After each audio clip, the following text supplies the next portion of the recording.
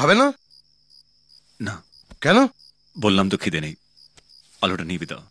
তা সেটা আগে বলতে পারতে, রান্নাটা করতাম না। শুধু শুধু খাবারগুলো নষ্ট হলো।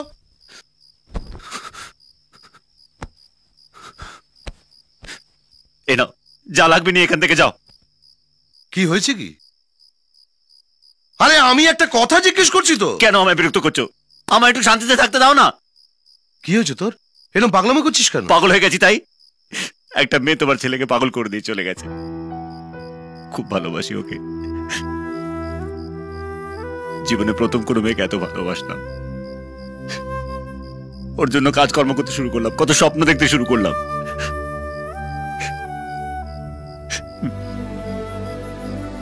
ও তোমার ছেলের সব স্বপ্ন ভেঙে চুরমার করে দিয়ে চলে গেছে। ওর বিয়ে ঠিক হয়ে গেছে। এটা শুনে পাগল আমরা থেকে আনন্দে নাচবো। ও তুমি বুঝবে না বাবা।